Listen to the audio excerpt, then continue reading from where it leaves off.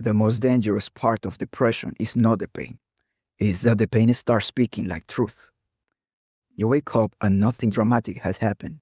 No disaster, no emergency. But before you even move, the day already feels impossible. Life's still happening outside, but it does not feel reachable. And then the mind starts making conclusions. This is who I am. Nothing going to change.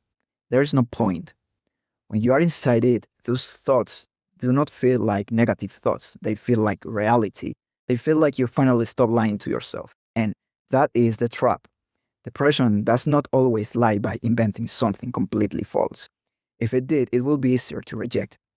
The darker thing that depression often begins with something real.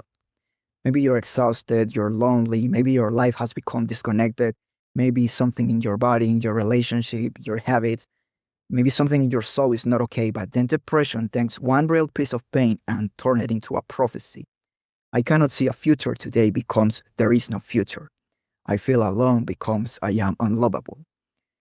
That is where the lie enters, not in the pain, in the conclusion. The feeling might be real, but the conclusion might be false. And that distinctions matter. Because most people try to fight depression at the wrong level. They try to convince themselves that everything is fine, but everything might not be fine. They try to repeat positive phrases, but the body does not believe them. They try to solve their whole life while their system is collapsed. And then they feel even more defeated because the problem feels too big.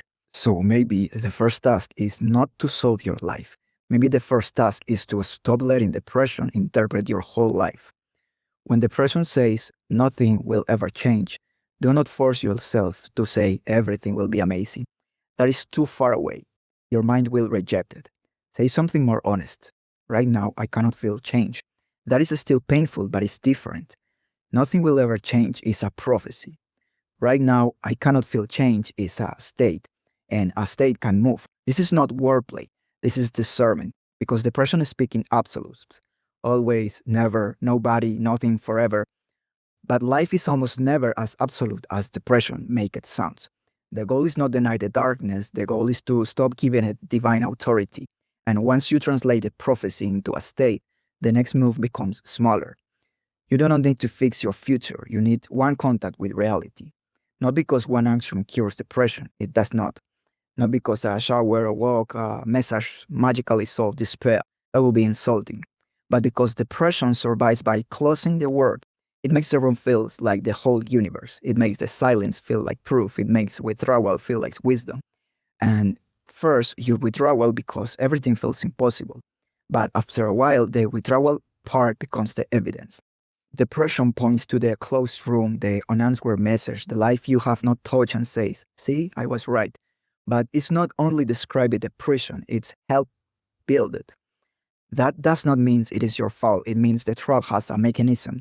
Depression makes life feel unreachable, then uses your distance from life as proof that life is unreachable.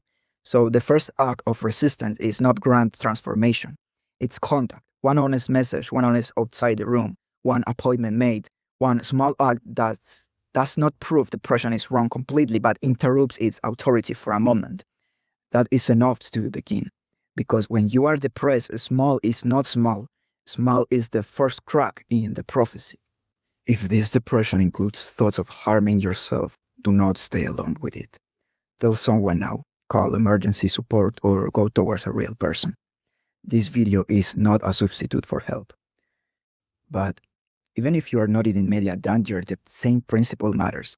Do not ask your lowest state to interpret your entire existence. Depression might be telling you where your life hurts.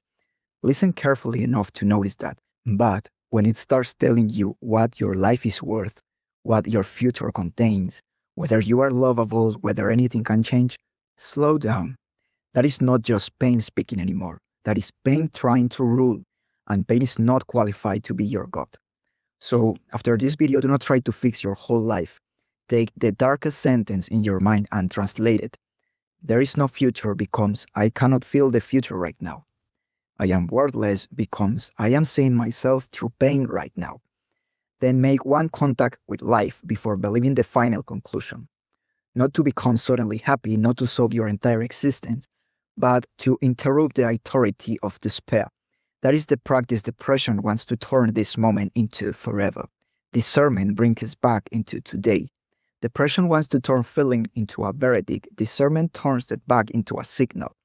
Depression wants to make despair the final interpreter of reality, but discernment says no. You might be suffering, that part might be true, but because you are suffering, it does not mean nothing else is true. Pain is real, but it's not reality itself. Darkness is real, but it's not ultimate. Despair is loud, but loud is not the same as true. So if today you can only translate one thought and make it contact with life, do that. Depression can't tell you where you are hurt. It cannot tell you what you are worth. It can describe a moment, but it cannot own the future. It can be present, but it does not get the final word.